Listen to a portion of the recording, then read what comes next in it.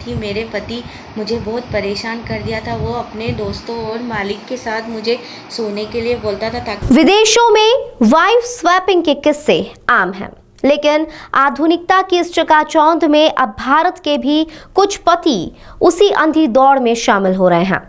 मुंबई दिल्ली के बाद खान पान के शहर इंदौर में भी एक ऐसी ही घिनौनी कहानी सामने आई है, जिससे देश का हमारा सभ्य समाज कलंकित हो चुका है। नमस्कार, मैं हूं अदिति और आप देख रहे हैं दिल लपेटा।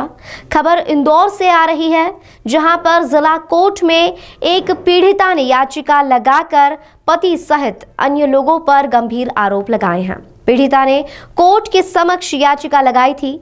पति आर्थिक रूप से सक्षम होने के लिए उसे उसके दोस्तों और अन्य लोगों को परोसकर पदोन्नत होना चाहता है। फिलहाल पूरे मामले में कोर्ट ने इस पूरे मामले की जांच करवाकर संबंधित पति और अन्य लोगों पर प्रकरण दर्ज कराने के निर्देश दिए हैं। मैं इंदौर की रहने वाली हूँ। मेरी पूना में शादी हुई थी। मेरे पति मुझे बहुत परेशान कर दिया था। वो अपने दोस्तों और मालिक के साथ मुझे सोने के लिए बोलता था ताकि उसका प्रमोशन हो जाए। मेरे देवर ने भी मुझे बहुत परेशान कर दिया था। वो मेरे ऊपर गंदी नीयत डालता था। मेरी सास मुझे बहुत परेशान करती थी। इसलिए मैं इंदौर में आके 12 अगस्त 2022 को मैं पुलिस थाने में जाके मैंने केस दर्ज कराया। इन लोगों से मुझे बहुत खतरा है। मैं इन लोगों से अब सुरक्षा चाहती हूँ। क्या मामला था वकील साहब? ये इंदौर निवासी पीड़िता है, नंदा नगर में रहती है। इसका विवाह सन 2003 में पुणे निवासी अमित छाबड़ा, जो कि एक कपड़ा व्यापारी के यहाँ पे सर्विस करता होकर सेल्समैन है, इससे शादी हुई थी। शादी के बाद पीड़िता ने एक संतान को जन्म दिया था, जो 12 वर्ष की पुत्री होकर इसके साथ में, चूंकि शादी के कुछ समय बाद तो सब सामान्य है, लेकिन विगत 1-2 साल से इसके अंदर जो पति ये बोलता था कि तुमको मुझे चूंकि सेल्स मैनेजर के पद से प्रमोट करने को लेकर तुमको मेरे अपने मालिक के साथ में, जहाँ मैं कपड़े की दुकान में काम करता हूँ, उनके साथ में शेयर होना पड़ेगा, कॉम्प्रोमाइज करना पड़ेगा, साथ सोना पड़ेगा।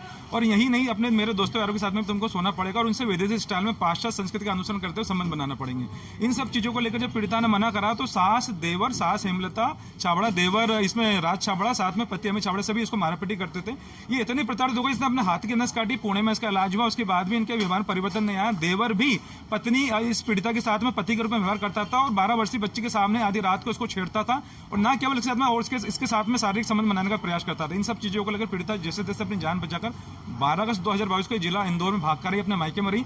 2-3 जब ये गुमसुम रही तो उसके घर वालों ने कारण पूछा, इसने पूरी हकीकत बताई, पुलिस में रिपोर्ट करी। उसको लेकर पुलिस में रिपोर्ट करने में जब इसको थाना परदेसीपुरा बुलाया गया तो इसने अपने कृत्यों को लेकर लिखित में माफी मांगी और ये भी बोला कि अब मैं ये वापस इसमें के करतूत नहीं करूंगा। लेकिन कुछ दिनों समय बाद ये वापस वही हरकत करने लगा, जिसको लेकर हमने जिला कोर्ट इंदौर में घरेलू हिंसा से महिलाओं को संरक्षण अधिनियम की धारा 12 में केस पेश करा था। कोर्ट के द्वारा महिला एवं बाल विकास अधिकारी से जांच रिपोर्ट देने के आदेश दिए गए हैं। आमतौर पर लड़कियां या महिलाएं अपने ऊपर होते अत्याचार को सह जाती है, जिससे समाज में पनप रही ऐसी गंदी सोच कम ही बाहर आ पाती है। लेकिन इस महिला ने हिम्मत दिखाते हुए सच को समाज के सामने रखा है, जिसके बाद अब कोर्ट और कई संगठन महिला के साथ खड़े होकर उसे न्याय दिलाने की कोशिश कर रहे हैं।